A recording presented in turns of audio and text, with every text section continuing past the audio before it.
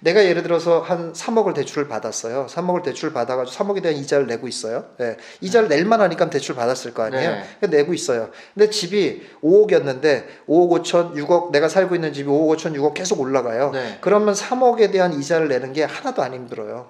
하나도 안 힘든데 가격이 갑자기 집값이 떨어지기 시작해요. 네. 그럼 3억에 대한 이자를 내는 것이 엄청나게 힘들어져요. 예.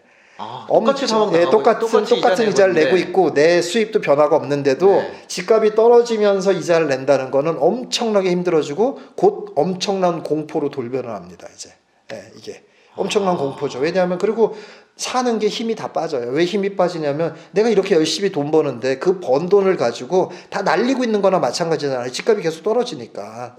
날린 거는 그런 그 공포감이 너무 심해요. 그렇게 되면. 그럼 어떻게 되냐면 결국은 더 이상 망하기 전에 빨리 이 집을 팔자. 손해보고라도 빨리 팔자. 이렇게 해서 팔아요. 집을 아주 싼 값에서라도. 그러면 이제 그게 이제 하우스푸어가 되고 여태까지 번 돈에 대한 것도 버는 다 이자로 날라갔고 그리고 이제 가격이 떨어진 금액에 팔게 되고 그러니까 이제 자기는 어마어마한 손해를 보는 거죠.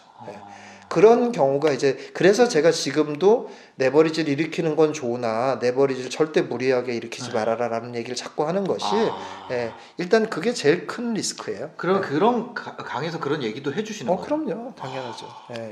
그런 게 이제 제일 큰 부동산으로 망하는 케이스고요. 네. 그리고 또 이제 부동산으로 망하는 케이스는 이제 말도 안 되는 것들을 사는 거죠. 말도 안 되는 것들은 말도 안 되는 것들이라는 건 뭐냐면은 전혀 오르지 않을 대상인데 전혀 오르지 않을 대상인데 싸기만 하다고 해서 산 거. 아파트. 저 아는 그 누님 같은 경우는 그 제주도 호텔 같은 거 샀다가 올커니 그런 것도 이제 망하는 케이스. 그 절대 사지 말라 그러더라고요. 그렇죠. 그것도 망하는 케이스 중에 하나.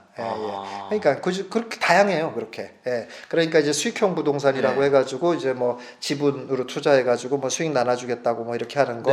그런 것도 이제 거의 다 망하는 것들이고. 확정 수익 1년간 8%. 그런 거 다 얼마든지 법을 살살 빠져나가면서 사기를 칠 수 있는 방법이 많거든요. 그럼 왜 그러냐, 이제 법인으로 그렇게 만들어놨다가 그 법인을 팔아버리면 그만이거든요.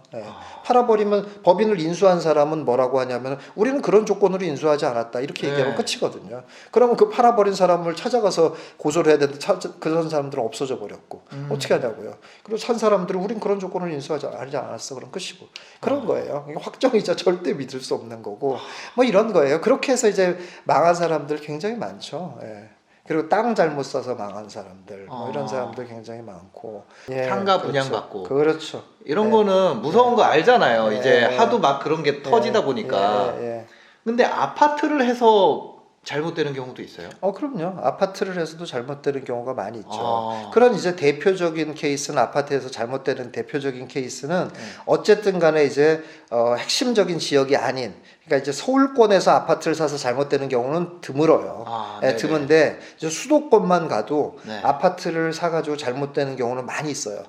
왜냐면은 뭐 10년, 20년 돼도 안 오르고, 그리고 뭐 심지어 전세 가격 떨어지고 이렇게 되면 이제 뭔 짓을 한 거예요? 그럼 뭐 망했다고까지 말하지 못하지만 굉장히 큰 손해죠. 결국은 팔리지도 않고 뭐 이런 것들. 그거를 그냥 갖고 있는 거잖아요, 그러면. 물론 갖고 있는 건데 이제 전세가가 만약에 떨어지면은 전세가를 내줘야 되잖아요. 계속. 그러니까 내줘야 돼. 별로 희망도 없는 거에 내 돈이 계속 들어가는 꼴이잖아요. 그건 뭐 망한 거나 마찬가지죠. 그렇게 되면. 그러면 이제 팔으려고 그러면 가격은 더 떨어져 있고.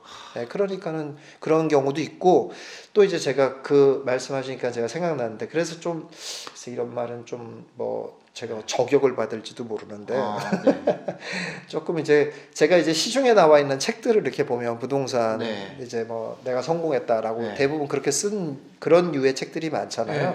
그런 책들을 보면서 제가 참 염려스러운 생각을 많이 하는 때가 많아요. 그게 왜 그러냐면은 이게 본인들의 어떤 특별한 케이스, 본인들이 특별한 상황에 잘 맞아 떨어져서 성공한 것을 마치 내가 노력해서 성공했다라고 이제 얘기하는 것들이 보통 사람들이 보기엔 나도 저렇게 노력하면 저렇게 되나 보다라고 착각하기 쉽게 만든다는 거죠.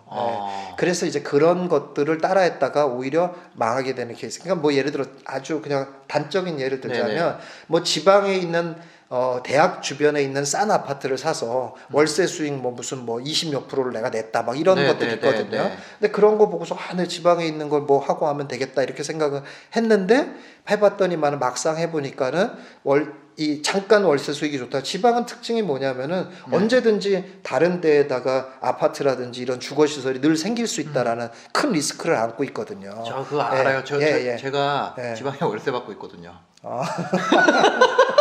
저 지방에 월세를 한 열 몇 채 받고 있어요. 아 그래요? 근데요. 그게 좀 달라요. 그게 생각이랑 저한테 제가 이제 그거 얘기를 하면 너 좋겠다 막 이러는데 그게 좀 다르죠. 브랜드 아파트들이 그렇죠, 맞아요. 지방에 원래는 지방 아파트들이었거든요. 근데 맞아요. 브랜드 아파트들이 들어오기 지방까지 시작하면서 들어오기 시작했죠. 걔네가 그냥 훅훅 맞아요. 다 뽑아가는 거죠. 그렇죠. 맞아요. 그 얘기 하시는 거죠? 맞아요. 바로 그런 거예요. 그게 아예 다른 지방에 원래는 이 동네인데 여기다가 갑자기 그거 짓잖아요. 새 아파트가. 맞아요. 브랜드 아파트. 맞아요. 그런 리스크들이 있는데 그거를 갖다가 내가 그렇게 해서 성공했다. 단돈 뭐 500만 원 뭐 들여가지고 투자를 했고 뭐 매가도 이렇게 올랐다. 그리고 뭐 수익률은 얼마다 막 그 도표까지 그려가지고 막 이렇게 하는 건데 그런 걸 보고서 사람들이 이제 나도 저렇게 열심히 하면 되겠구나 하고 막 지진다고 하는 것들이 매우 위험하다는 거예요. 그런 것들이.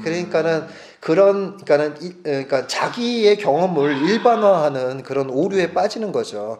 본인이 그렇게 성공한 거는 특별한 어떤 환경과 특별한 그 시대에 어떤 맞는 어떤 조건들이 딱 맞아떨어져서 그렇게 성공한 건데 마치 그게 이게 하나의 정석인 것처럼 이렇게만 하면 너희들도 다 돈 벌 수 있어. 이렇게 말하는 것처럼 만들어주는 게 매우 큰 위험성을 가지고 있다는 거예요. 그런 것들을 보면서 제가 걱정스러운 생각이 많이 들어요. 뭐 예를 들어 상간이 뭐 이런 것도 다 마찬가지거든요. 보면은 특별하게 잘 된 일들이 있어요. 근데 그게 마치 이제 항상 잘 되는 것처럼 이렇게 되는 것들을 따라하는 거는 매우 위험해요, 사실은. 그 리스크가 있네요. 그럼요. 많이 있죠. 일단 사람은 기본적으로 부동산 거래라는 게 일생에 몇 번 안 되잖아요. 그렇죠. 몇 번 안 되고 그러다 보니까 사람들은 다 어떤 생각을 하냐면 우연히도 어쨌든 간에 내가 본인에게 주어진 운명을 그대로 받아들입니다.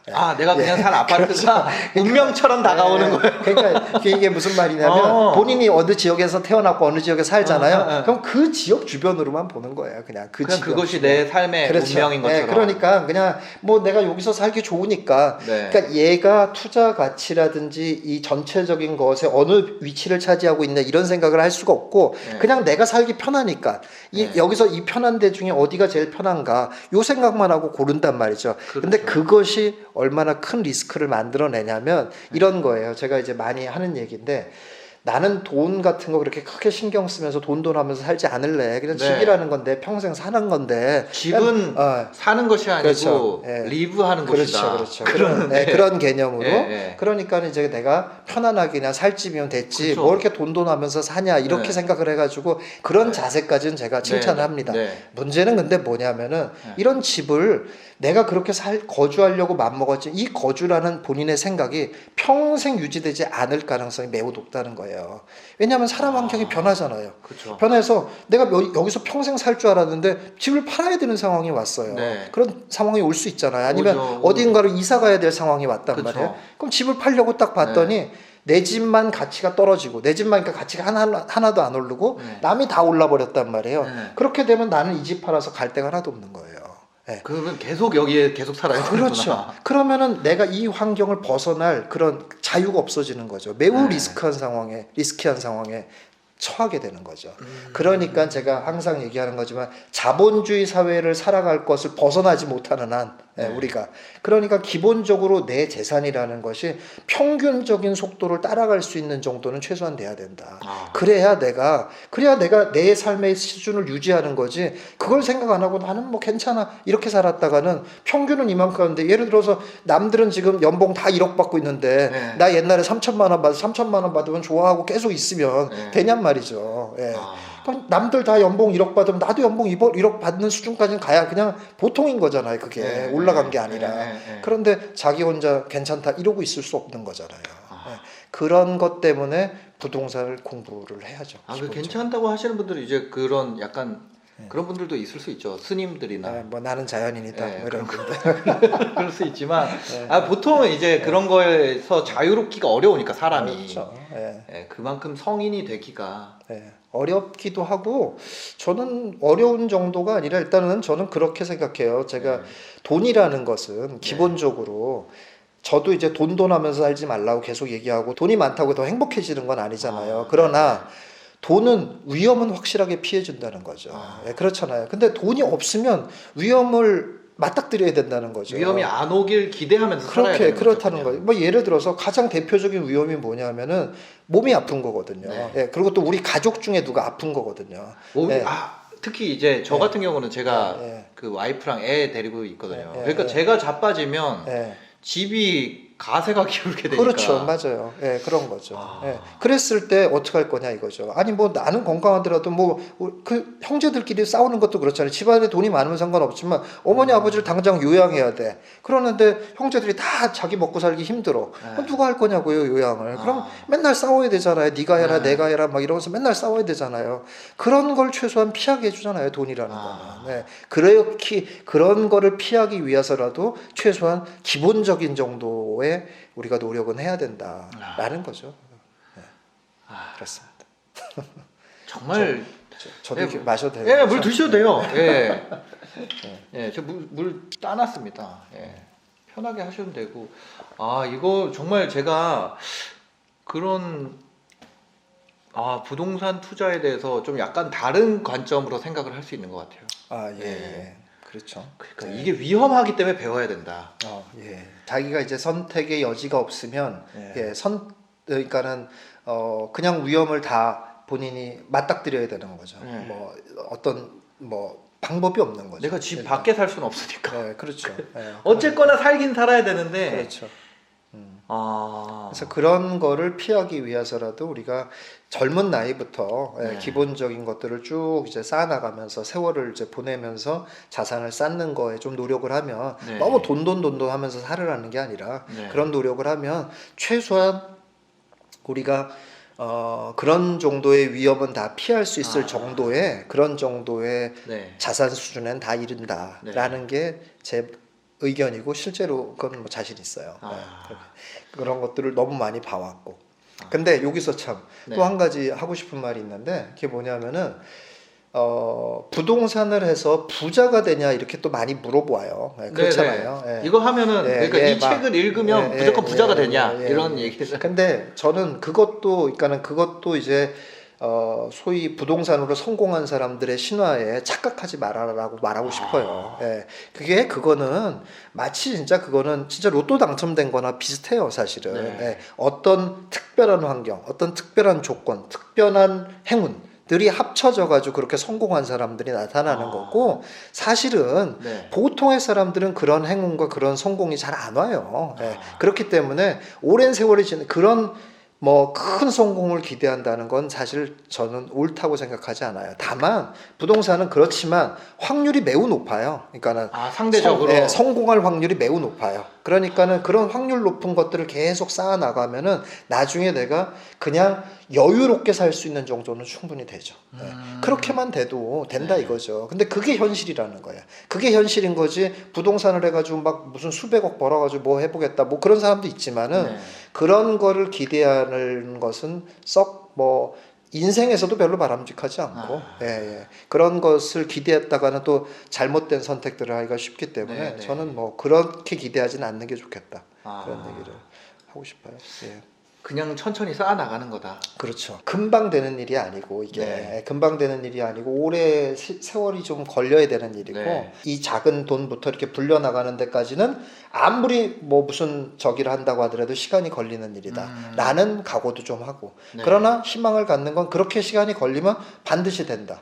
이게 얼마나 희망적입니까? 그래서 그런 희망을 가지고 하는 것이 옳은 길이다 이렇게 생각합니다. 부동산이라는 것이 다른 거에 비해서 확실하게 확률이 높아요. 확률이 높아서 근데 그거를 오해해서 너무 또 빨리 돈을 벌려고 생각하거나 너무 쉽게 돈을 벌려고 하는 사람들이 너무 많아요. 근데 그러면 안 되고 저지도 않고 그래지지도 않고 그러니까 좀 세월을 이렇게 보내면서 내 내공을 계속 쌓아가면서 내가 재산을 늘려간다라고 마음을 먹으셔야 된다라고 말씀을 드리고 싶고, 리스크라는 건 뭐고 돈을 안전하게 버는 법이라는 건 뭘고 내가 재산을 이렇게 하면 쌓아갈 수 있는 길이라는 건 뭐라는 걸 갖다가 계속 공부해 나가면 그러면 반드시 시간이 되면 저절로 이렇게 돈이 점점 재산이 늘어나는 그런 걸 경험하게 될 것이다 라는 말씀을 드리고 싶습니다. 리스크를 관리하면 돈은 그렇죠.